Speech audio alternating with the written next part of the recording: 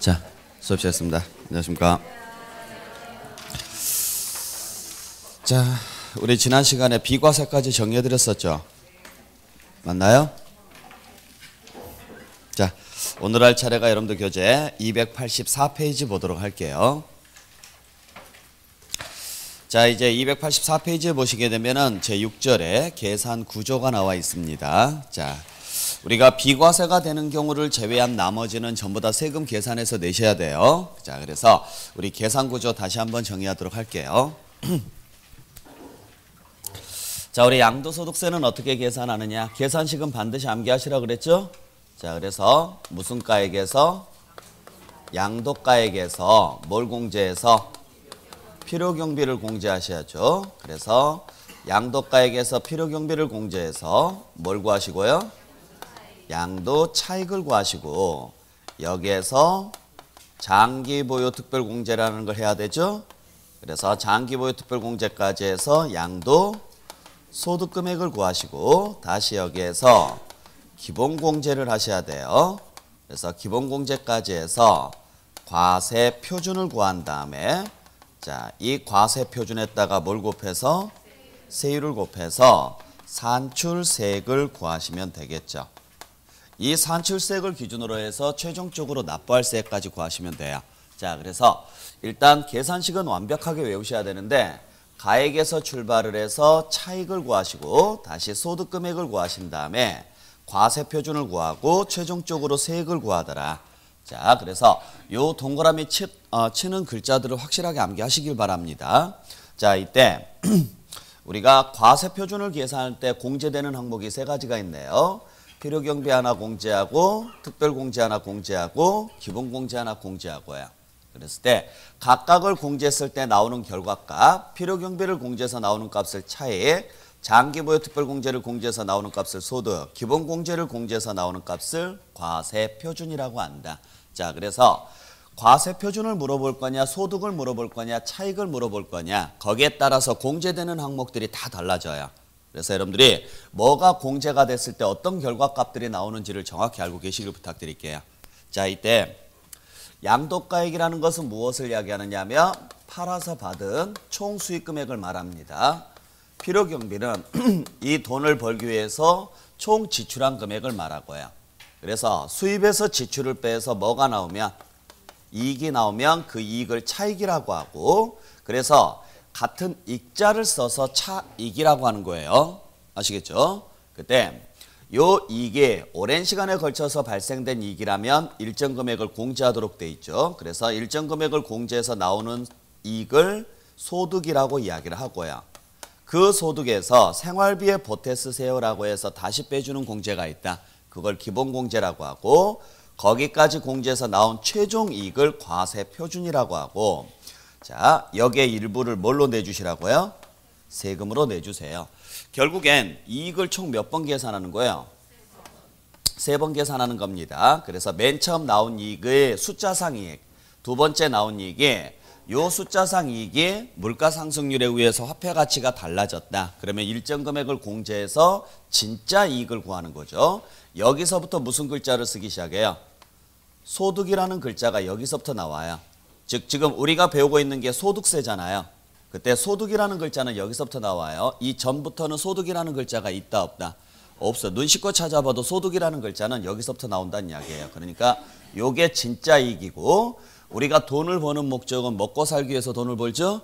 그래서 그 번 돈에서 이 남은 이익에서 기본적인 생활비를 뺀 나머지가 여윳돈이죠. 그 여윳돈에 대해서 일부를 뭘로 내주시라는 거예요? 세금으로 내주세요. 그래서 얘가 뭘 뜻하고 있는지 그 개념을 어느 정도는 이해하고 들어가셔야 돼요. 자, 그때 소득세는 어떻게 계산하도록 돼 있느냐 하면 인별로 계산하도록 돼 있습니다. 그것도 몇 년치 묶어서 계산하느냐? 1년치 묶어서요. 요게 기본이에요. 단 처음부터 1년치 묶어서 인별로 계산할 수가 없어요. 처음에는 뭐 별로 계산할 수밖에 없느냐면 처음에는 자산별로 계산을 해야 됩니다.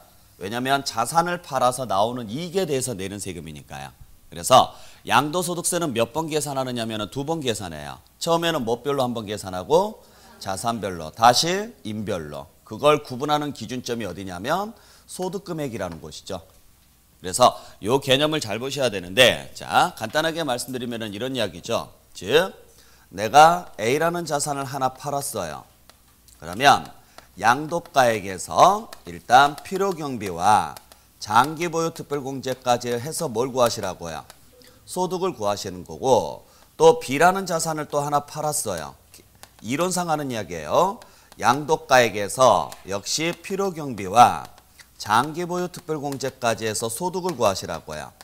그리고 또 C라는 걸 또 하나 팔았다. 그러면 역시 양도가액에서 필요경비와 장기보유 특별공제까지 해서 소득을 구하시면 돼요. 그리고 올 한 해가 끝났다. 2019년도가 끝났다. 그러면 이제 2019년 동안에 양도한 자산이 3개입니다. 거기에서 나온 소득이 A에서 4천이 나왔고 B에서 3천이 나왔고 C에서 2천만 원이 나왔다. 자, 그러면 올 한 해가 끝났으니까 이제 이걸 뭐 하자고요? 정산하자라는 거예요. 뭐 별로 정산하자고요? 임별로. 그래서 등기부등본을 봤더니 A는 갑과 을의 공동명이고 B는 갑의 단독명이고 C도 갑과 을의 공동명이에요. 예를 들어서 지분은 동일하다고 가정을 할게요. 그러면 이제 1년치를 모으는 거죠. 그래서 갑이 1년 동안 벌어들인 소득이 얼마냐? A에서 2천만 원, B에서 3천만 원, C에서 1천만 원. 그러니까 갑이 1년 동안 벌어들인 소득은 총 6천이죠? 이 전체 6천만 원에서 무슨 공제하시라고요? 기본공제에서 과세표준을 구한 다음에 여기에다가 세율 곱해서 세금 계산해서 내십시오. 이런 구조로 가요. 마찬가지입니다. 을이 1년 동안에 벌어들인 소득이 얼마냐? A에서 얼마? 2천만 원, C에서 1천만 원. 그래서 총 3천만 원의 소득이 생겼죠? 이 3천만 원 전체에서 기본공제를 해서 과세표준을 구한 다음에 세율을 곱해서 세금 계산해 주세요. 이런 구조로 가는 거죠.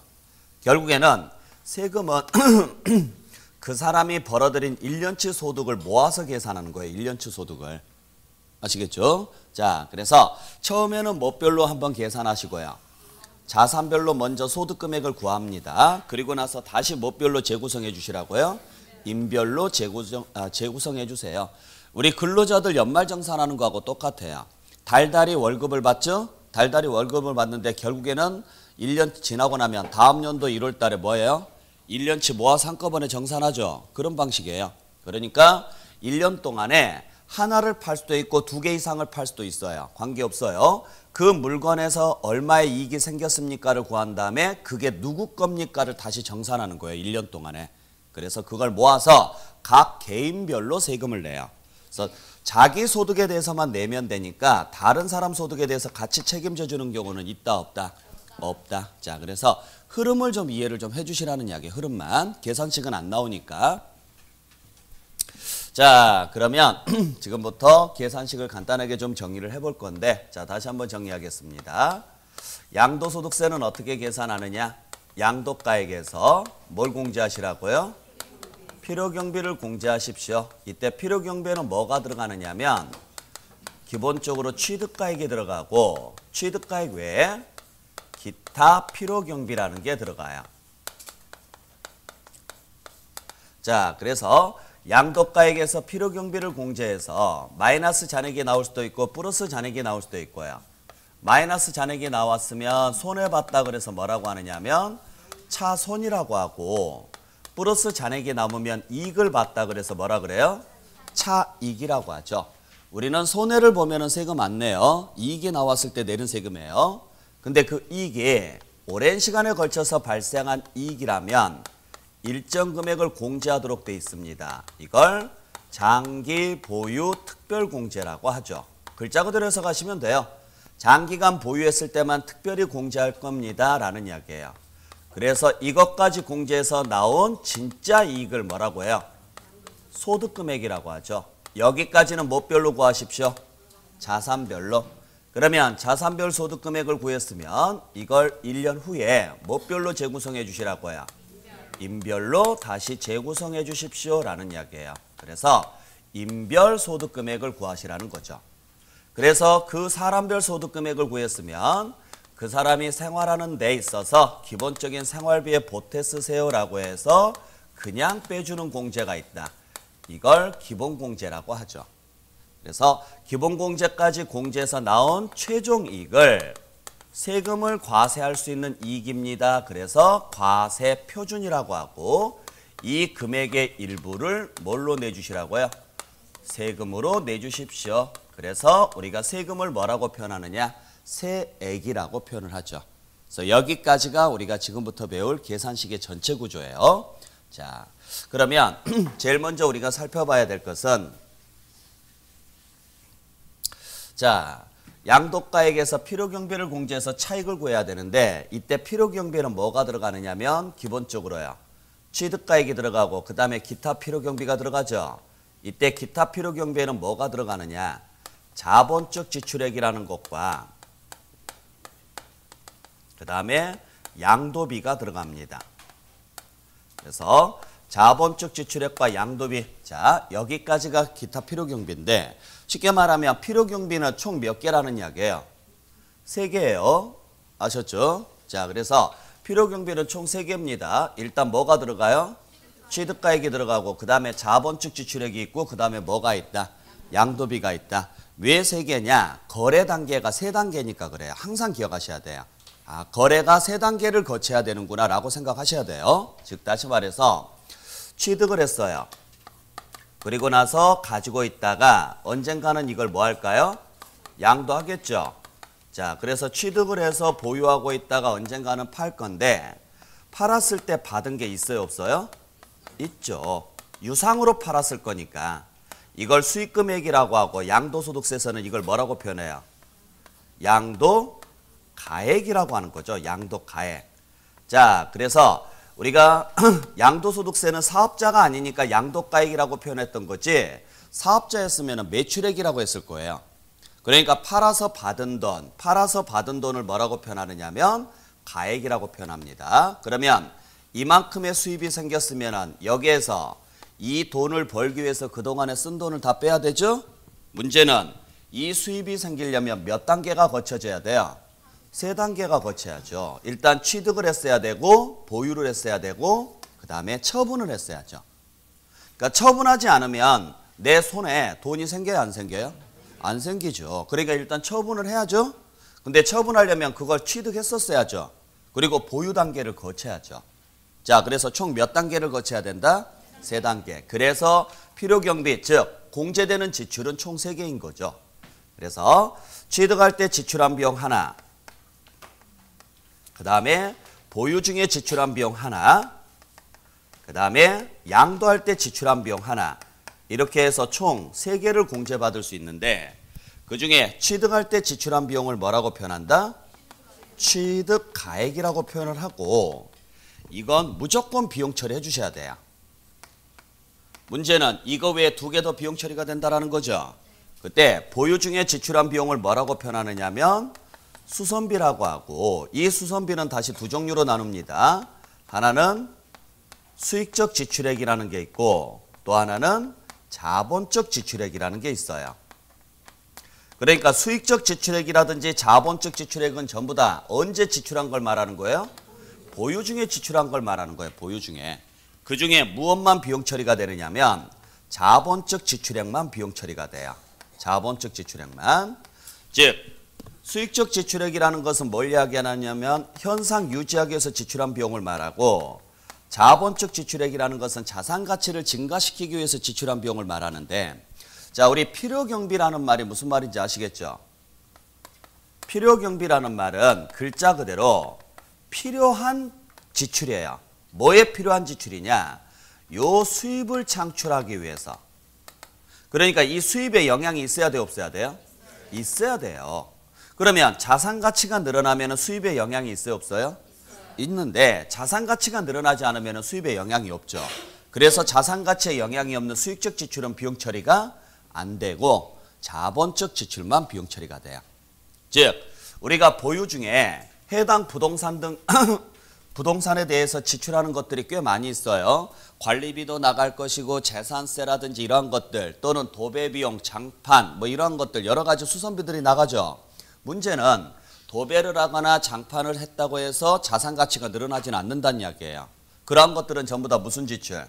수익적 지출이에요. 나중에 양도할 때 비용 처리 안 해준다라는 거죠. 근데 리모델링을 한다거나 확장을 한다거나 하게 되면 자산 가치가 늘어나잖아요. 그러한 것들이 전부 다 무슨 지출이에요? 자본적 지출이에요. 의미만 이해하세요. 의미만. 그래서 실무적으로는 자산 가치가 증가되는 수선비입니다라는 걸 본인이 입증하면 비용 처리해 주는 거고요. 그렇지 않으면 비용 처리가 안 돼요. 예를 들어서 화장실을 수리했다. 화장실을 수리했더니 나중에 팔 때 좀 더 비싸게 받고 팔 수 있다라고 생각한다면 뭘로 처리하는 거고? 자본적이고 그냥 낡아서 원상복귀하는 수리다. 그러면 그때는 전부 다 수익적 지출이에요. 아셨어요? 뭐 예를 들어서 주방을 다시 뭐 리모델링을 했다. 좋게 리모델링을 했는데 나는 이렇게 들어간 리모델링 비용을 나중에 팔 때 받아낼 거다라고 생각하면 뭐에 해당하고요? 자본적인 거고 그렇지 않으면 수익적인 거고요. 그러니까 여기에 따라서 다 달라지는데 내용 자체가 되게 복잡해요. 그래서 우리 시험에서는 사례 문제는 안 내고 그냥 이 글자 문제만 나와요. 이해만 해주세요. 아셨죠?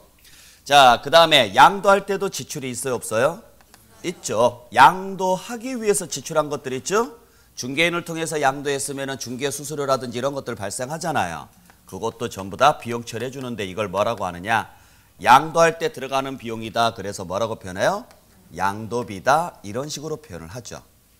자, 그래서 우리가 양도가액에서 공제받을 수 있는 필요경비는 총 3개, 취득할 때 지출한 비용과 보유 중에 지출한 수선비 중에서 자산가치를 증가시키는 수선비인 자본적 지출액과 양도하기 위해서 지출한 비용인 양도비까지가 비용 처리가 되는 거죠. 이때 자본적 지출액이나 양도비는 실제 지출이 있었다라는 게 입증이 됐을 때만 비용 처리가 돼요. 왜냐하면 이 지출이 없는 사람들도 있거든요. 근데 취득할 때는요. 지출이 없을 수가 없죠. 그래서 얘는 무조건 비용 처리해줘야 돼요. 그래서 일단 필요경비 맨 앞에가 취득가액을 먼저 비용 처리하라고 적어놓은 다음에 나머지 것들은 기타로 묶는 거예요. 뭐가 됐을 때만, 입증됐을 때만 비용 처리해주겠습니다 라고 해서 기타로 묶는 거예요. 그래서 시험지에서 필요경비가 뭐냐 물어보면 3개 대답하셔야 돼요. 취득가액과 자본적 지출과 양도비까지요. 잘 기억하시길 바랍니다. 자, 그러면 일단 양도가액에서 무슨 가액은 빼요? 취득가액은 무조건 빼는데 그때 양도가액과 취득가액은 어떻게 산정하느냐? 둘 다 원칙은 무슨 가액에 의해요? 실거래가액에 의합니다. 자, 그래서 양도가액 및 취득가액은 둘 다 실거래가액에 따른다. 실거래가라는 말이 무슨 말이에요? 실제로 거래한 금액을 말하죠. 자, 그래서 양도에서 실거래가라는 것은 뭘 이야기하느냐면 실제 팔아서 뭐한 금액이에요? 받은 금액이에요. 양도니까. 그러면 취득에서 실거래가라는 것은 뭘 이야기해요? 실제 취득하기 위해서 지출한 금액이 되겠죠. 그래서 매매로 취득했으면 매매가가 될 것이고 신축을 했으면 신축비가 될 건데 문제는 지출 없이 취득하는 경우가 있어요? 없어요? 있죠. 상속이나 증여로 취득했을 때죠. 자, 이렇듯 무상으로 취득했을 때는 실거래가가 없으니까 0으로 한다 그러시면 안 돼요. 무상으로 취득했을 때는 그냥 그 당시 시가로 가요. 그걸 뭐라고 하느냐면 평가액이라 그래요. 그래서 여러분들이 상속받은 자산을 양도했다, 증여받은 자산을 양도했다, 양도가액에서 뭘 뺄까요? 그 당시 시가를 빼주세요 라고 돼 있어요. 잘 보셔야 돼요. 그리고 이때 요 취득가액에는 그 거래금액 외에 취득하기 위해서 추가로 발생하는 비용들이 있어요. 이걸 부대비용이라 그래요. 이러한 것들까지 전부 다 포함해서 비용 처리 다 해줍니다. 자, 그래서 양도가액 및 취득가액은 전부 다 무슨 가액에 따른다? 실거래가액에 따른다라는 사실 꼭 기억을 좀 해주셔야 되는데 자, 이렇게 실거래로 가려면은 증빙이 있어야 돼요? 없어야 돼요? 있어야 돼요. 근데 만약에 증빙이 없어요. 없으면 어떻게 하느냐? 그때는 무슨 방법을 쓴다 그랬어요? 추계 방법을 쓴다 그랬죠? 추정해서 계산한 방법으로 취득가액을 잡아주세요. 자, 그래서 추정해서 계산한 방법이다. 그래서 뭐라고 한다? 추계라고 하고 여기에는 뭐가 들어가느냐? 일단 비슷한 매매 사례가 있으면 매매 사례를 쓰셔야 돼요. 매매 사례가 없으면 감정가를 찾아서 쓰셔야 돼요. 이때 매매 사례가나 감정가액은 전부 다 몇 개월 이내 것만 인정해 주느냐면 3개월 이내의 것만 인정해 줍니다. 그러니까 매매 사례라는 것은 뭔지 아시겠죠? 비슷한 매매 사례예요. 쉽게 말하면. 근데 요즘 아파트 같은 경우에는 실거래 신고를 하다 보니까 인터넷 등으로 그냥 그 아파트 이름만 치면은요. 몇 월 달에 몇 건 거래됐고 몇 월 달에 몇 건 거래됐고 다 뜨죠. 그게 매매 사례예요. 그래서 내 아파트랑 비슷한 아파트, 비슷한 위치, 비슷한 층수에 있는 것들이 거래된 적이 있었다. 최근 3개월 이내. 그러면 그걸 쓴다고요. 그게 없다. 그러면 이때 당시 감정 받아놓은 게 있으면 그걸 쓰는 거예요. 즉 양도 주의하셔야 될 것은 양도 시점에 감정을 받으라는 게 아니라 그때 당시 미리 감정 받아놓은 게 있어야 돼요. 아셨죠? 그래서 취득일을 기준으로 해서 전후 몇 개월 이내요? 3개월 이내 것만 인정을 해주는데 아시는 분들은 어떻게 하느냐면 이때 당시 내가 좀 싸게 샀다라고 생각하면 그냥 감정평가법인에 가서 미리 감정가를 받아놔요. 그러면 예를 들어서 4억에 샀다. 근데 운 좋게 좀 싸게 산 거다. 현 시세가 약 5억에서 6억 정도 한다. 그러면 감정평가법인에 가서 감정가를 미리 받아놔요. 6억에. 그러면 나중에 팔 때요. 취득가액을 뭘로 잡을 수 있어요? 6억으로 잡을 수 있다는 이야기예요. 아셨어요? 그럼 벌써 2억을 이익을 보는 거니까 훨씬 낫죠. 근데 만약에 매매 사례가 확인이 되잖아요. 그러면 감정가 사용 못해요. 매매 사례로 가야 돼요. 그래서 만약에 매매 사례나 감정가가 둘 다 나오죠? 그러면 뭘 쓰도록 돼 있느냐? 순차적으로 적용하도록 돼 있습니다. 그러니까 매매 사례를 쓰도록 돼 있어요. 그래서 여러분들이 만약의 경우에 감정가를 받아서 감정평가법인에 가가지고 감정가를 받아놨다. 이걸 써먹으려면 매매 사례가 있는지 없는지 확인하고 가시는 게 맞죠. 매매 사례가 있는데 감정가를 받아놔봤자 의미가 있어요 없어요? 전혀 없다라는 이야기죠. 무슨 말인지 아셨죠? 아시는 분들은 이거 많이 활용해요. 하기는. 근데 아파트 같은 경우는 매매 사례가 많이 있어요 없어요? 있지만 토지나 상가 같은 경우는 매매 사례가 거의 없거든요. 그러니까 그러한 것들을 거래할 때는 감정가 같은 경우를 받아놓는 방법도 하나의 방법이에요. 근데 그때 당시 받아놓은 감정가도 없다. 그러면 그때는 뭘로 가느냐? 환산한 금액으로 가요. 자, 양도가액도 마찬가지입니다. 양도가액도 원칙은 무슨 가액에 의하되? 실거래가액에 의하되 실거래가 확인이 안 되면 무슨 방법으로 간다? 추계 방법으로 갈 겁니다. 그러니까 추계는 어떨 때 쓰는 방식이냐? 실질 거래가액에 확인되지 않거나 뭐 할 수 없을 때요? 인정할 수 없을 때예요. 확인할 수 없거나 인정할 수 없을 때입니다.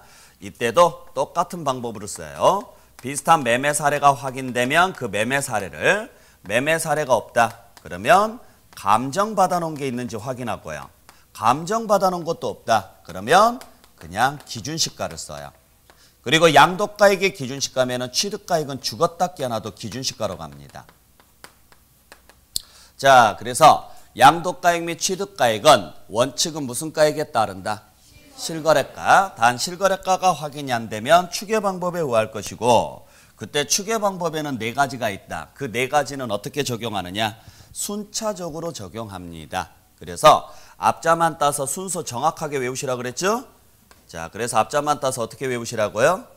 매감, 환기. 꼭 암기하셔야 돼요. 그래서 추계 문제가 나오거나 매매 사례가 딱 눈에 보여요. 그러면 무조건 추계 문제거든요. 그러면 일단 순서부터 확인하세요. 매감환기 순서가 맞는지 안 맞는지. 그래서 매감환기 순서가 맞다. 그러면 두 번째 확인하셔야 될 것은 환산가가 있는지 없는지 보세요. 자, 우리 환산가는 어디에서만 쓰느냐? 취득가액에서만 써요.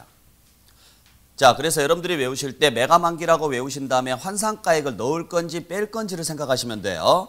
그래서 환산가액이 들어간 상태면 매감환기가 될 것이고 환산가액을 빼고 외우면 매감기가 되는 것이고요. 이해하시겠나요? 네.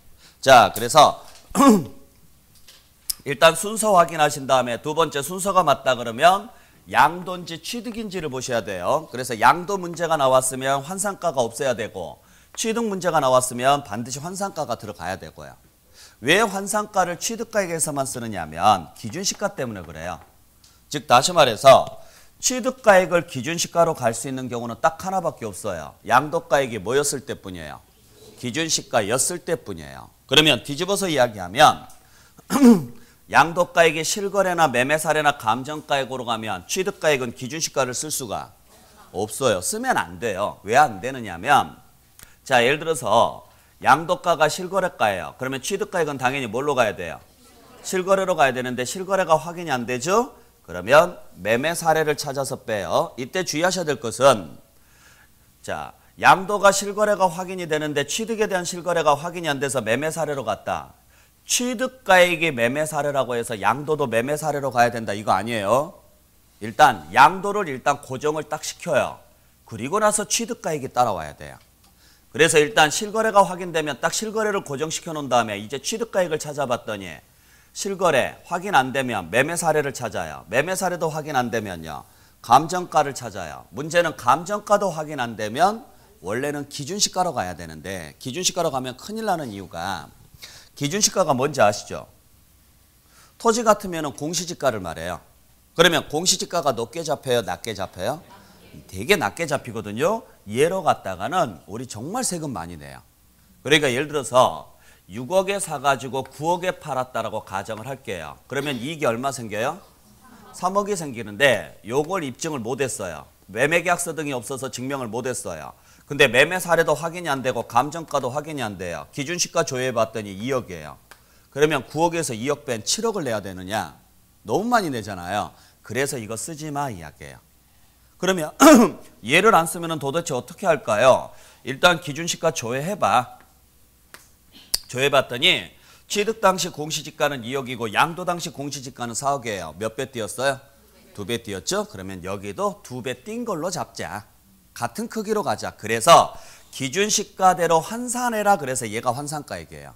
그러면 얼마의 2배가 돼야 9억이 돼요? 4억 5천이 되겠죠? 그래서 그냥 취득가액을 4억 5천으로 잡아라. 이렇게 가요. 이게 좀 더 현실적이죠. 말도 안 되는 기준시가를 빼면 말이 안 되잖아요. 아셨죠? 자, 그래서 감정가액까지 확인 안 되면 그냥 뭐한 금액을 쓰시라고요? 환산한 금액을 쓰십시오. 기준시가 쓰시면 안 돼요. 마찬가지입니다. 양도가액에 대한 실거래가 확인이 안 돼서 매매 사례로 갔어요. 그러면 딱 고정시켜 놓은 다음에 취득가액을 순차적으로 내려와요. 실거래를 찾아요. 없으면 매매 사례로 가요. 없으면 감정가액. 그래도 안 되면 환산한 금액을 쓰라고요. 기준시가 쓰지 마시고요. 만약에 감정가로 갈 때도 마찬가지예요. 실거래, 매매 사례, 감정가액, 환산가액 순차적으로요. 근데 다 확인이 안 돼서 기준시가로 갔어요. 그러면 취득가액은 무조건 기준시가예요. 얘가 기준시가라고 해서 얘를 실거래가를 빼면 오히려 차익이 안 나와요. 아셨죠? 그래서 양도가 기준시가면 취득은 죽었다 깨어나도 뭘로 간다? 기준시가로 간다. 자, 그렇게 보시고 그 다음에 기타 경비로서는 자본적 지출과 양도비가 있는데 요 자본적 지출과 양도비는 같은 필요 경비인 취득가액하고 운명을 같이 하셔야 돼요. 취득가액하고.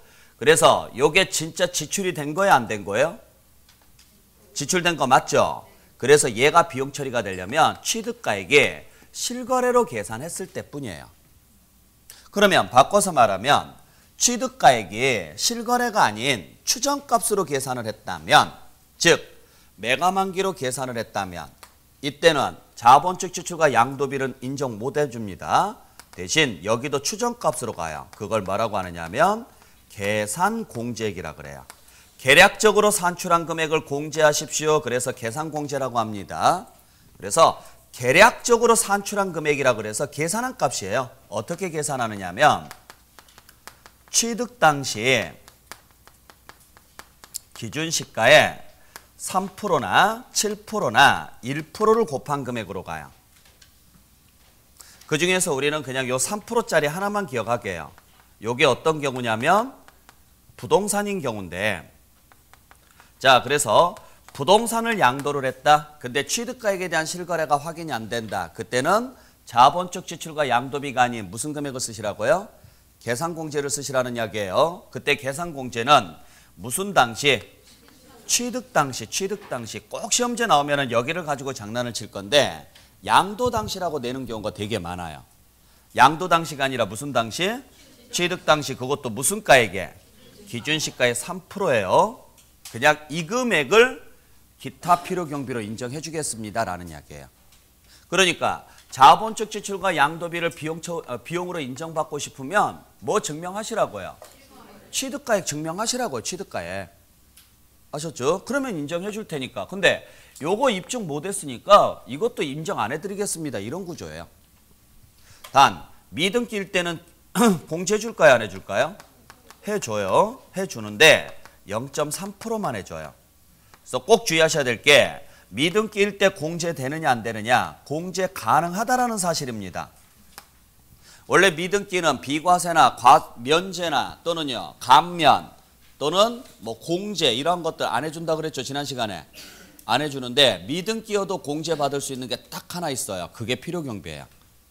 반드시 기억하셔야 돼요. 자, 그래서 우리 필요경비 항목은 두 가지 방식이 있습니다. 첫 번째는 취득가액에 자본적 지출과 양도비를 더해서 계산하는 방식이 하나 있고, 또 하나는 그 취득가액에 필요경비 계산 공제한 금액을 더해서 비용 처리하는 방식이 하나 있고요. 자, 그래서 필요경비 계산 방식은 두 가지 계산 방식이 있다. 그때 자본적 지출과 양도비를 더해서 계산할 것이냐, 계산 공제를 더해서 계산할 것이냐는 뭐에 따라서 달라져요? 취득가액에 따라서 달라져요. 그래서 취득가액이 실거래로 계산되는 경우와 취득가액이 추계로 계산되는 경우에 따라서 달라진다는 거죠. 어찌됐든지 간에 취득가액은 비용 처리해줘야 돼, 안 해줘야 돼요? 해줘야 돼요. 그리고 그 나머지 경비가 뭐가 따라오느냐는 얘에 따라서 달라지는 거죠. 잘 보시길 부탁드려요. 자, 그래서 여러분들께서 외우실 때는 이제 설명은 이렇게 해드렸지만 정리할 때는 단순하게 좀 정리해 주시길 부탁드릴게요. 다시 한번 정리하면, 자, 양도가액에서 필요경비를 공제합니다. 이때 필요경비에는 뭐가 들어가요? 취득가액과 나머지 기타 필요경비가 들어가죠. 그래서 뭘 구하시라고요? 차익이나 차손을 구하시면 되는데, 항상 모든 결정은 양도가 1번이고 취득이 2번이고 기타가 3번이에요. 항상. 아시겠죠? 자, 그래서 양도에 따라서 뭐가 달라지고요? 취득이 달라지고 취득에 따라서 기타가 달라져요. 그래서 양도가액이 원칙은 실거래 확인 안 되면, 매매 사례 확인 안 되면, 감정가액 그래도 확인 안 되면 기준시가를 쓰시라고요. 그리고 기준시가에서 선을 그어줘야 돼요. 그리고 취득가액으로 넘어가요. 취득가액도 원칙은 실거래 확인 안 되면, 매매 사례 확인 안 되면, 감정가액 그래도 확인 안 되면 환산하시라고요. 근데 양도가액의 기준시가면 취득가액은요, 기준시가예요. 요 선을 넘어가시면 안 돼요. 이 선을 넘어갈 수 있는 것은 양도가액이 뭐냐에 따라서 달라진다고요. 아셨죠? 그리고 다시 실거래에서 선을 그으셔야 돼요. 그런 다음에 자, 기타 경비를 잡으면 되죠. 그랬을 때 취득가액이 실거래일 때만 자본적 지출과 양도비가 비용 처리가 되고요. 만약에 취득가액이 매매 사례가액이나 감정가액이나 환산가액이나 기준시가로 잡혔다? 그러면 그때는요, 계산 공제한 금액을 비용 처리하도록 되어 있습니다. 계산 공제한 금액을. 자, 그래서 항상 이 계산식은 정확하게 여러분들께서 외우시길 부탁드려요. 그리고 이때 계산 공제는 무슨 금액을 가지고 계산한다? 취득 당시 무슨 금액? 기준시가의 몇 프로? 3%라고요. 미등기는 이제 0.3%가 되겠지만 부동산의 경우에. 그래서 양도 당시 기준시가의 3% 그러시면 안 돼요. 무슨 당시?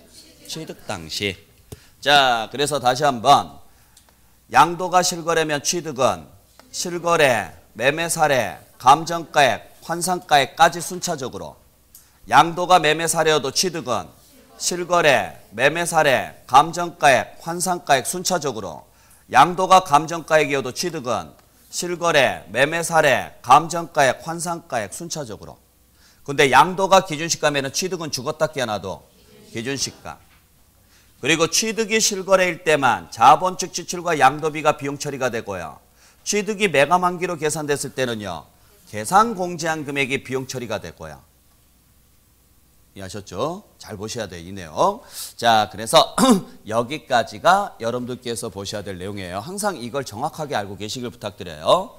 자, 그리고 여기에 특례가 하나 있어요. 특례가 하나 있는데 어떤 특례가 있느냐면 요 환산가로 갔을 때, 자, 취득가액을 환산가로 갔을 때는 계산 공제한 금액을 더하도록 돼 있죠? 그러면 취득가액이 환산가로 갔다는 이야기는 첫 번째, 양도가액은 실거래나 매매 사례나 감정가액 중에 하나로 잡혔다는 이야기예요. 두 번째, 취득가액은 실거래, 매매 사례, 감정가액이 없었다는 이야기예요. 그래서 뭘로 간 거예요? 환산가로 갔으면은 계산 공제를 더해서 비용 처리하라는 거죠. 문제는 실거래 등은 입증 안 됐어도 자본적 지출액이나 양도비는 입증될 수 있어요, 없어요? 있죠. 얘들이 입증되더라도 얘가 입증이 안 됐으니까 비용 처리 안 돼서 뭘로 간 것뿐이에요? 환산가로 갔다면 자본적 지출과 양도비 대신 계산 공제를 더해서 비용 처리하도록 돼 있는데 이게 너무 낮게 잡힐 때가 있어요. 그럴 때는 요 둘 중에 선택할 수 있게끔 기회를 줬어요. 선택할 수 있게끔. 그래서 이 제도를 만들어 놓은 이유가 뭐 때문에 만들어 놨느냐면 최근에 들어와서 사람들이 기대 수명이 되게 길어졌기 때문에 문제가 생기는 거예요. 즉 다시 말해서 자, 취득을 했는데 언제 취득을 했느냐? 한 40년 전에 내가 취득한 건물이에요. 40년 전에 뭐 신축을 했을 수도 있고 뭔가를 했을 수도 있고. 근데 40년 전에 취득을 했으면 굉장히 오래된 거잖아요. 그죠? 그래서 지금 상태에서는 건물도 너무 낡고 그래서 뭐 팔기도 애매하고 하니까 이걸 재건축을 한 거예요. 허물고 다시 짓는 거예요. 그랬더니 한 5억 정도 들었다라고 가정을 할게요. 그러면 재건축을 하게 되면 자산 가치가 늘어요, 안 늘어요? 늘어나죠. 그러면 이건 자본적 지출액이거든요. 그랬더니 건물 괜찮은데 제가 살게요. 그래서 누군가가 사겠대요. 그래서 팔았어요. 8억에 팔았어요. 이때 양도비로 약 한 1억 정도 들어갔다라고 가정을 할게요. 그냥 이것저것 해서. 자, 그러면 자본적 지출 5억에 양도비 1억이니까 토탈에서 얼마예요? 6억이죠. 요건 최근에 일어난 사실이니까 다 입증이 됐어요. 근데 문제는 40년 전에 취득한 거다 보니까 요때 당시 내가 얼마에 취득했는지 내 기억도 없어요. 이런 경우 되게 많거든요. 그렇다고 해서 이때 당시 매매계약서가 아직 집에 있을 리도 만무하고 40년 전이면은요, 솔직히 말해서요, 매매계약서 양식이 없을 때예요. 그냥 알아서 대충 이렇게 대소사라든지 행정사 이런 사람들 통해서 대충 적었더라고요. 그게 집안에 있을 리가 없죠. 무슨 말인지 아셨죠? 그래서 요게 입증이 안 되니까 얘들이 비용 처리가 돼야 안 돼요? 안 돼요. 그리고 40년 전이면요, 매매 사례나 감정가액은 당연히 나올 리가 없어요. 그래서 뭘로 가요? 환산가로 갑니다. 왜냐면 여기가 실거래로 잡혀 있으니까. 기준시가로 가면 안 되죠? 그래서 환산가로 계산을 한 다음에 여기에 뭘 더해야 돼요? 계산공제를 더해야 되는데 계산공제는요, 40년 전 취득 당시 기준시가의 3%예요. 그러면 지금으로부터 40년 전 기준시가면요, 솔직히 말해서 200원, 300원 할 때예요. 거기에 3% 해봤자 얼마 나오지도 않아요. 그래서 이거 다 계산해봤더니 1,000만 원 나왔어요. 예를 들어서 그냥. 그러면 8억에서 빼야 될 비용은요, 1,000만 원이라고요. 너무하잖아요. 그래서 너무한 것 같네요. 좋습니다. 그러면 일단 법대로 계산하세요.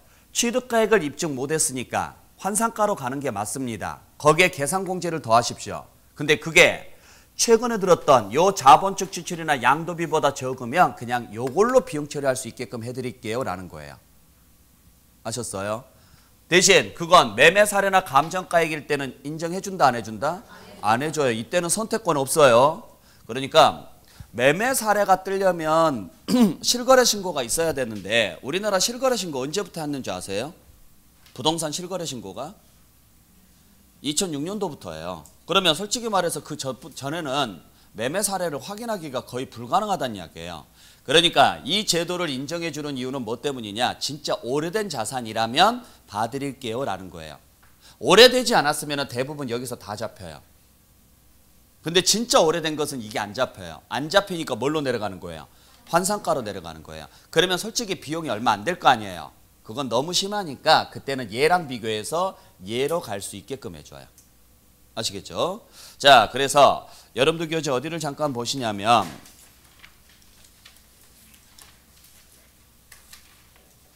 자, 330페이지 잠깐 와보세요.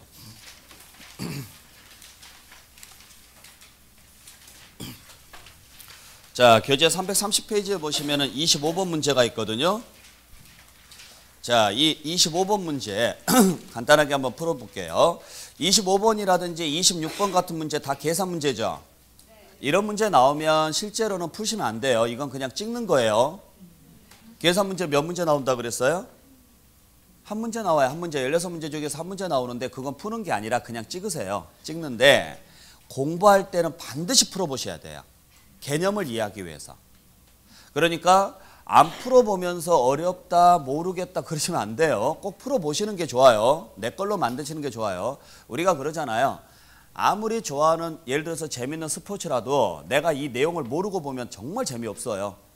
야구를 보는데 야구가 뭔지 모르는 상태에서 보면요. 룰을 모르고 보면 재밌어요? 재미없어요? 재미 하나도 없어요. 어떻게 될지를 모르니까 전혀. 뭐 골프를 보는데 이게 진짜 재밌는 스포츠예요? 아니에요? 골프가? 골프가 재밌어요? 재미없어요? 그러니까 이게 문제라고요. 자, 골프가 재밌냐 재미없냐 물어보면요. 안 해본 사람들은 100이면 100 다 재미없다 그래요. 그걸 왜 보고 앉아있는지를 몰라요. 사람들이. 근데 해보신 분들은 그걸 하나씩 하나씩 볼 때마다요. 아, 여기가 뭐가 어쩌고 저쩌고 이런 이야기 하잖아요. 마찬가지예요. 세법은 세금 계산식을 글자로 풀어놓은 거예요. 그러니까 계산을 안 해보면 전체 구조가 뭔지를 전혀 모르고 들어가요. 그러니까 계산을 해봐야지만 그 계산 문제를 풀기 위해서 계산을 하는 게 아니라 이론을 이해하기 위해서는 계산을 해보시는 게 상책이에요. 아셨죠? 자, 그래서 문제를 한번 볼게요. 25번 문제를 보시면 뭘 구하라고 돼 있어요? 차익을 구하라고 돼 있죠? 자, 차익을 구하라고 돼 있는데 박스 안에 봤더니 단서가 하나 딱 붙네요. 실거래가가 확인 안 된다네요. 이 말이 딱 들어가는 순간 아, 추계 문제구나 라는 걸 알 수 있어야 돼요. 아셨죠? 만약에 실거래가가 둘 다 확인됐으면 이렇게 복잡하게 갈 이유가 없는 거죠. 자, 그래서 일단 양도와 취득 당시 실거래가액이 확인 안 된다고 돼 있죠. 그 다음에 두 번째 단서가 뭐라고 돼 있어요? 정확히 읽으세요. 대충 읽지 마시고요. 그래요. 취득 당시에 취득 당시. 왜냐면 지금 두 번째 자료가 매매 사례가액과 감정가액은 없다고 돼 있죠. 그래서 여기가 없다 이러시면 안 된다고요. 여기가 없는 게 아니라고요. 여기가. 그래서 글자 대충 읽으시면 안 돼요. 그 다음에 세 번째 자료가 뭐라고 돼 있어요? 그래요. 양도 당시 매매 사례가가 3억이고 감정가가 없다라고 돼 있는 거죠. 그리고 기준시가는 취득 당시가 1억이고 양도 당시가 2억이고요. 그죠? 그 다음에 자본적 지출액이 얼마 있고요? 1억 4천이 있고 양도비가 2천 있네요. 그러면 합이 얼마예요? 1억 6천이죠. 자, 다 끝났습니다. 이걸 가지고 문제를 풀어내라는 거잖아요. 자, 그러면 일단 제일 먼저 뭐부터 확인해야 돼요? 양도가액은 3억이죠. 3억이죠? 자, 그러면 이제 양도가가 매매 사례로 잡혔으니까 취득은 실거래, 매매 사례, 감정가액, 환산가액으로 가야 되는데 실거래도 없고 매매 사례도 없고 감정가도 없으니까 뭐 하라고요? 환산하라고요. 환산할 때는 기준시가 보고 환산하라 그랬죠. 그래서 3억의 2분의 1 얼마예요? 1억 5천이죠. 그냥 3억의 2분의 1이에요. 밑으로 내려와서 위로 올라가시면 돼요. 아시겠어요? 네. 그러면은 얘가 환산가로 갔으니까 1억 6천 대신 뭐가 와야 돼요? 계산공제가 와야 돼요. 계산공제 얼마예요? 얼마? 그러니까 얼마냐고요. 아, 3%는 저는 알아요. 저도. 얼마냐고요. 얼마요? 300이잖아. 지금 그림 그려놓고 물어봤잖아요. 이 금액에 얘 3%가 아니고 또 얘 3%가 아니라고요. 450이 나와도 안 되고 600이 나와도 안 돼요. 무슨 당시? 취득 당시 무슨 금액에? 기준시가에 환산가 말고. 그러니까 환산가 계산하는 거하고 계산공제 계산하는 거하고는 별개예요. 그러면 취득 당시 기준시가의 3%니까 얼마? 300만 원이죠. 그러면 비용 처리될 수 있는 금액은 합이 얼마예요? 1억 5,300인데 얘만 비용 처리해도 얼마예요? 그러면 여러분들 같으면 1억 5,300 비용 처리할 거예요? 1억 6천 비용 처리할 거예요? 그래요. 그래서 얘로 가라고요. 그래서 답이 1억 4천인 거예요, 얘가. 그러니까 이 문제를 풀어내려면 여러분들이 지금 몇 개를 알아야 되겠냐고요. 일단 계산식 알아야죠. 두 번째 추계 순서 알아야죠. 세 번째 환산가 뭔지 알아야죠. 네 번째 계산 공제가 뭔지 알아야 돼요. 다섯 번째 선택할 줄 알아야 돼요. 그러니까 이 문제 하나로 여러분들이 지금 5개를 공부하는 거예요. 이론 문제 5개를. 아셨어요? 제발 부탁이니까 10번 이상만 풀어보시면 완벽하게 내 거 돼요. 계속 풀어보세요. 답을 외울 정도로 그냥. 그래서 적어놓고 또 적어놓고 이렇게 답을 알잖아요. 계속 반복해서 풀어보시면서 이해를 하시라고요. 아, 여기가 왜 1억 5천이 나오고 왜 여기가 300이 나오고 왜 이걸 선택해야 되는지 그걸 알고 계시면 나중에 가서 글자 문제가 나왔을 때는 장단컨대 다 맞출 수 있어요. 이 문제 하나로. 이해되셨죠? 그러니까 이런 문제가 실제 시험지에서 나오면 풀어내는 게 아니고 풀지는 마시고요. 근데 이런 문제 자체가 공부할 때는 반드시 풀어보시는 게 좋아요. 이해하시겠어요? 꼭 부탁드립니다. 자, 그러면 다시 돌아와서 자 285페이지로 가볼게요. 자, 285페이지에 보시면은 양도 차익이라고 나와 있죠. 자, 거기에 1번의 양도 차익 산정에서 동그라미 2번 보세요. 자, 동그라미 2번에 양도 차익을 계산할 때 양도가액을 뭐에 따르면 실거래가액 등에 따르면 두 번째 줄에 취득가액도 뭐에 따르고 실거래가액에 따르고 네 번째 줄에 양도가액을 뭐에 따르면 기준시가에 따르면 취득가액도 뭐에 따른다? 기준시가에 따른다. 자, 그러니까 가로 안에 있는 것까지 포함해서 읽으면 양도가액이 실거래나 매매사례나 감정가액으로 가면 취득가액도 실거래나 매매사례나 감정가액이나 환산가액으로 가고 가로 안에 있는 것까지 넣어서 말하면 양도가액이 뭘로 가면 기준시가로 가면 취득가액은 그냥 기준시가로 가라고요. 그러니까 이 라인 넘어가면 된다 안 된다? 절대 안 된다고 이 라인이. 이해하셨어요? 네, 꼭 기억을 좀 해주시고 그때 양도가액과 취득가액은 그 밑에 원칙은 실거래가액이죠. 단 예외적으로 추계하는 경우가 있습니다. 그 추계하는 사유가 뭐냐? 세 번째 줄에요. 실거래가액을 뭐 할 수 없을 때요? 인정 또는 확인할 수 없는 경우에 한해서죠. 인정 또는 확인할 수 없을 때요.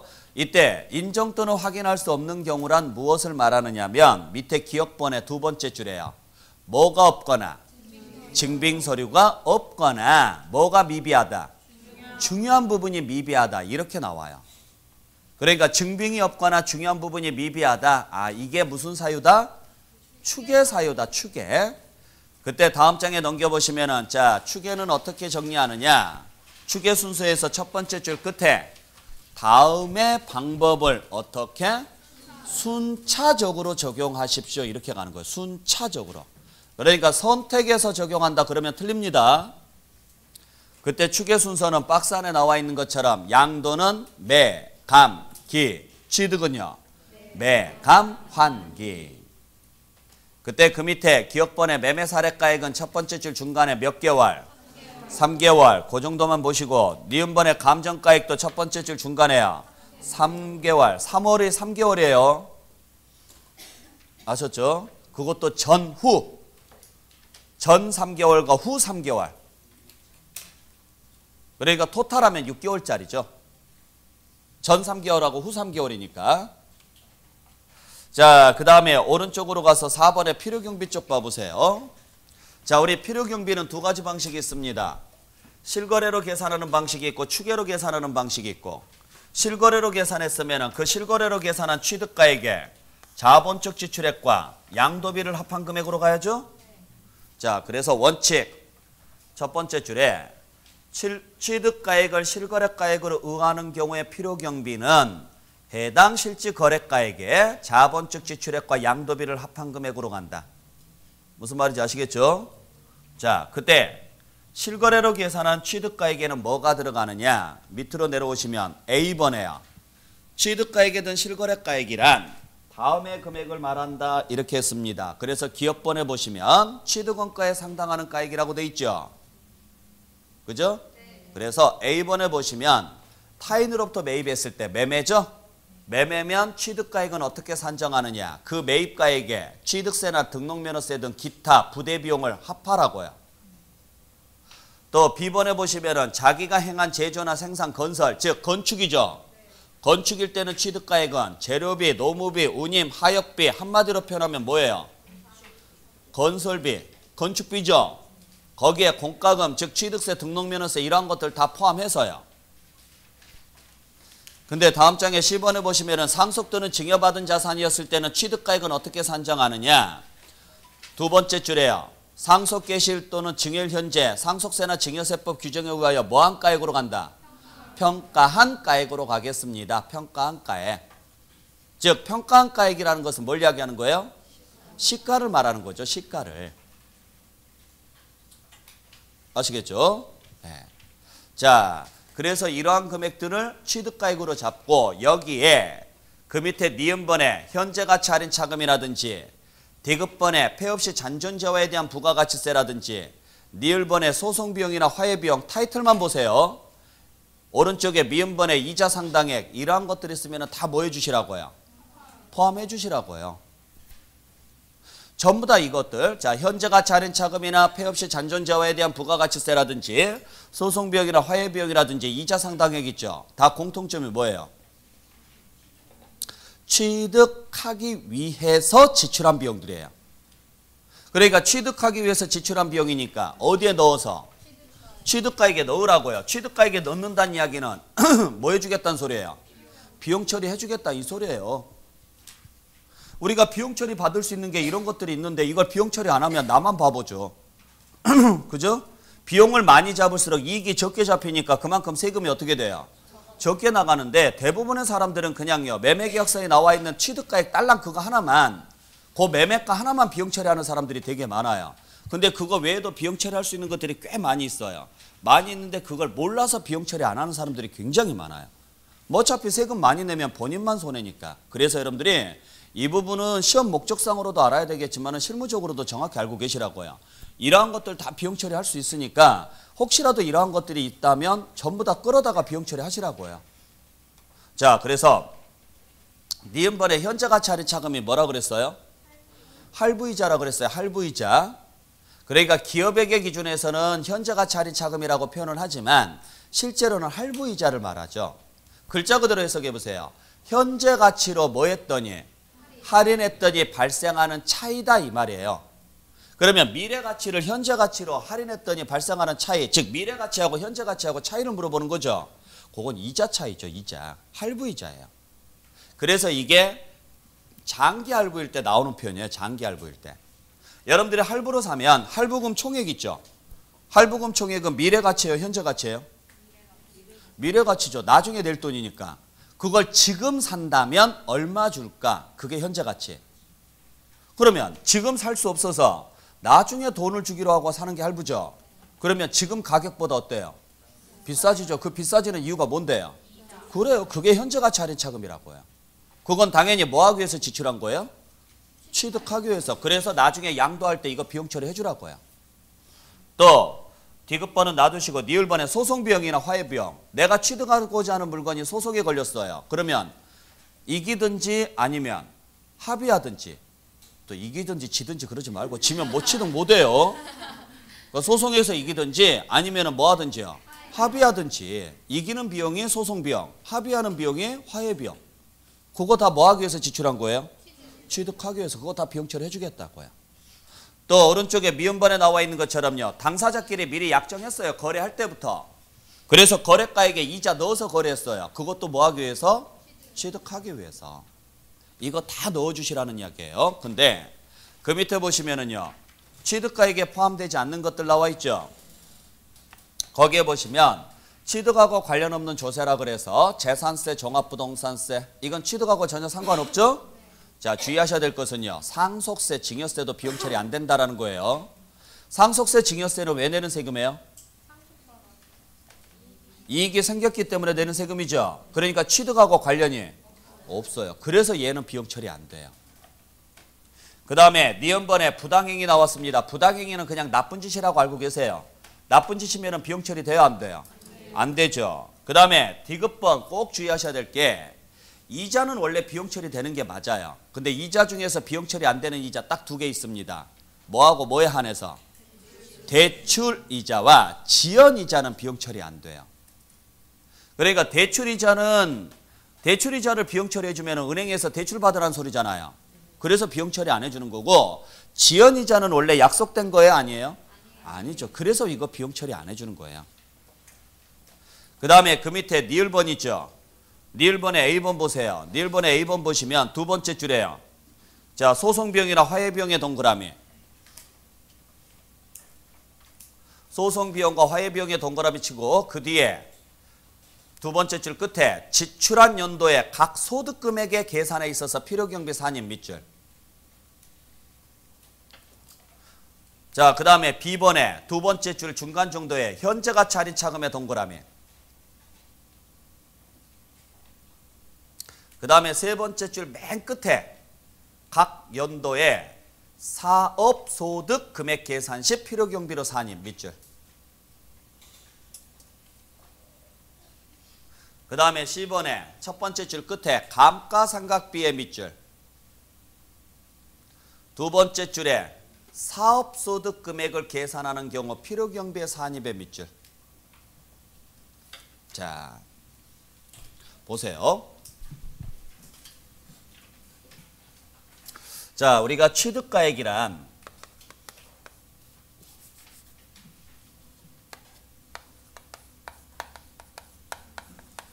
자, 취득가액에는 뭐가 들어가느냐? 매매로 취득했으면 그 매입가액이 될 것이고요. 뭐 신축했으면 신축비용이 되겠죠? 또 상속이나 증여를 받았으면 그 당시 뭘로 가라고요? 평가액으로 가시라고요. 이러한 금액들이 전부 다 무슨 가액이 되는 거예요? 취득가액이 되는 거죠? 거기에 뭐 또 더하라 그랬어요? 부대비용들 다 더하라 그랬죠? 그때 요 취득가액에 포함되는 금액들이 있습니다. 그래서 자, 우리 취득가액이라는 것은 지금 이 금액들을 이야기하는데 요 금액에 포함되는 게 있고 포함이 안 되는 게 있어요. 포함된다는 이야기는 뭘로 인정해 준다는 이야기예요? 비용 처리로 인정해 준다는 이야기고, 포함되지 않는다는 이야기는요, 비용 처리가 안 된다는 이야기잖아요. 무슨 말인지 아셨어요? 그때 자, 매입가액이나 신축비용이나 이 평가액에다가 추가로 발생하는 것들, 취득세라든지 등록면허세라든지 이러한 것들 전부 다 포함시켜서 비용 처리해 주겠다고요. 다 뭐 하기 위해서 지출한 거니까? 취득하기 위해서. 또 기타 부대비용이라고 해서 중개수수료라든지 또는 법무사 비용이라든지 등기 전에 쓰면 법무사 비용 발생하죠. 또는 컨설팅 비용이라든지 이러한 것들 다 비용 처리해 주라고요.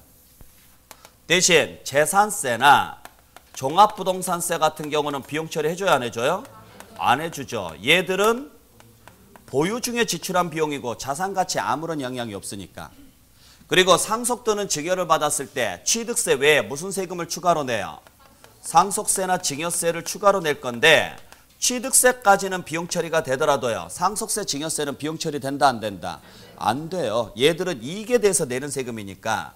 근데 딱 하나 좀 이따 설명드리겠지만 2월 과세라는 걸 정리할 거예요. 좀 이따가.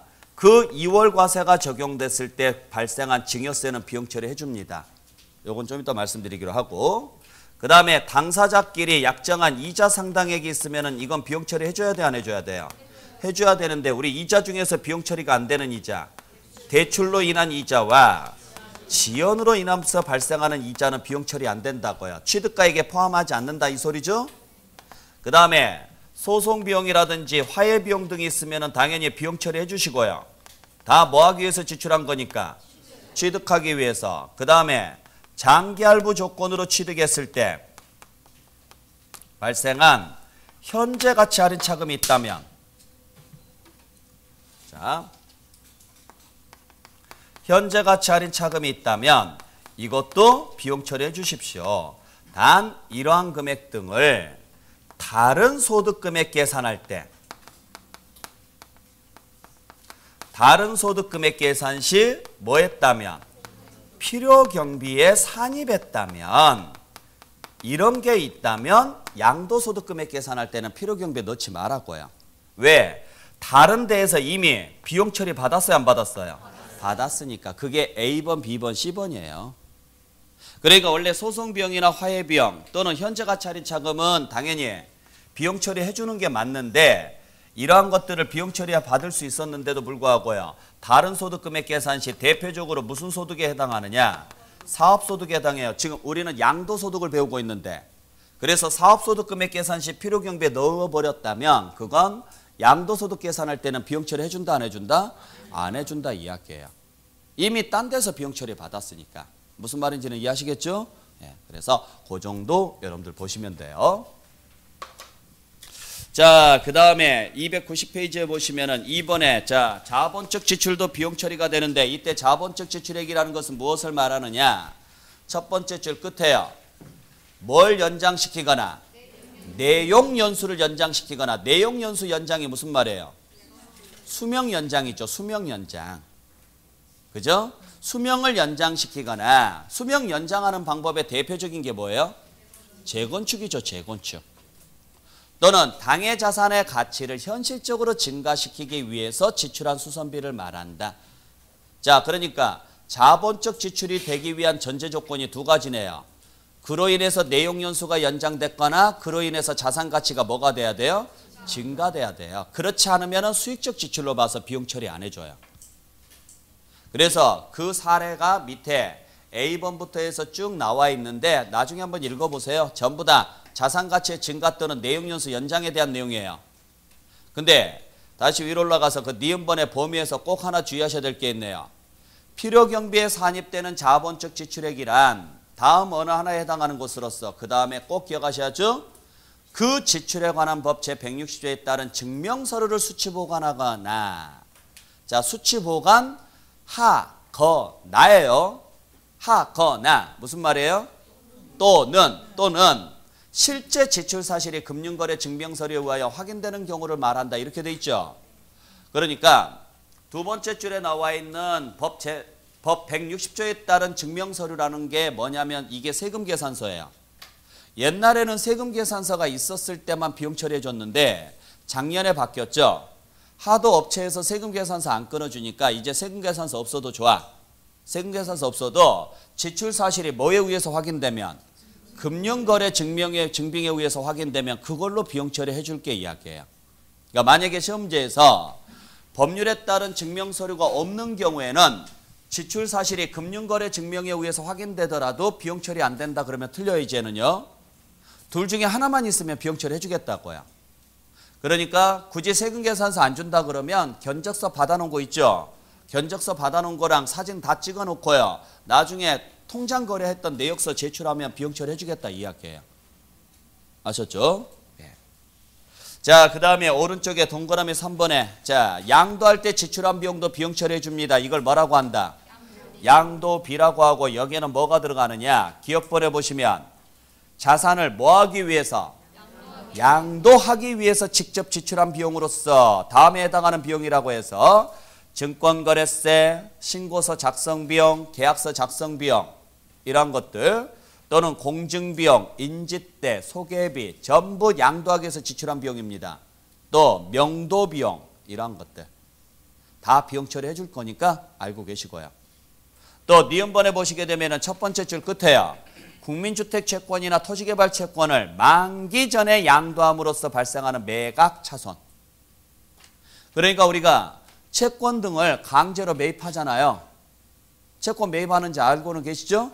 그래서 토지나 건물을 취득하면은 강제 매입해야 되는 채권이 이거예요. 국민주택 채권이나 토지개발 채권인데 이거요. 강제 매입이니까 비용 처리해줘야 돼요. 근데 이걸 팔면 일부 회수되죠. 그 회수된 금액을 제외한 나머지 회수 안 된 것만. 그래서 무슨 차손? 매각 차손이에요. 매각 차손. 아셨죠? 그래서 여러분들이 부동산 거래하게 되면 보통 법무사라든지 중개업자들이 요 매각 영수증 줘야 돼요. 여러분들한테. 채권 매각 영수증 주던가요? 잘 안 줄 거예요. 달라고 하세요. 아셨어요? 내가 매입한 채권이 얼마짜리고 은행에 얼마에 매각됐는지 꼭 알고 계시라고요. 그건 매각 영수증 있어. 은행에서 매각하거든요, 이거요. 그거 달라고 하셔야 되는데 대부분은 안 줘요. 왜? 몰라요. 아예 있는지도 몰라요. 그래서 그 법무사 영수증 있죠. 법무사가 주는 그 영수증 제일 하단에 보면 그쪽에가 뭐 무슨 채권이라고 적혀 있어요. 그게 끝이에요. 대부분의 사람들은요. 그러니까 꼭 달라고 하세요. 가끔 거기에서 돈 띄어먹는 사람들이 있어서 그래요. 그러니까 여러분들이 얼마에 매각됐는지 모르잖아요. 그죠? 여러분들이 매입한 게 1,000만 원인데 그걸 매각했더니 800이다. 그러면 200만 원 손해봤죠?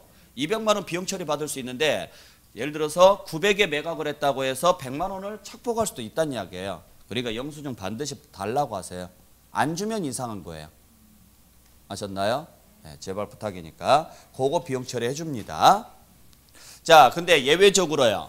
이런 실거래가가 확인이 안 되면 무슨 방법으로 간다? 추계 방법으로 가고, 추계 방법으로 갈 때는 그 추계 방법에 의한 취득가액에 계산공제를 더한 금액으로 간다 그랬죠? 자, 그래서 추계 순서는 매감한기고 제일 밑에 보시면은 동그라미 2번에 계산공제 나와 있죠? 맨 밑에 보시면. 예, 그래서 다음 장 보시면은 기억, 니은, 디귿에서 3개 나와 있을 거예요. 그 중에 기억번인 토지 건물만 기억하게요. 토지 건물. 자, 토지 건물이었을 때 계산공제는 어떻게 계산하느냐? 무슨 당시?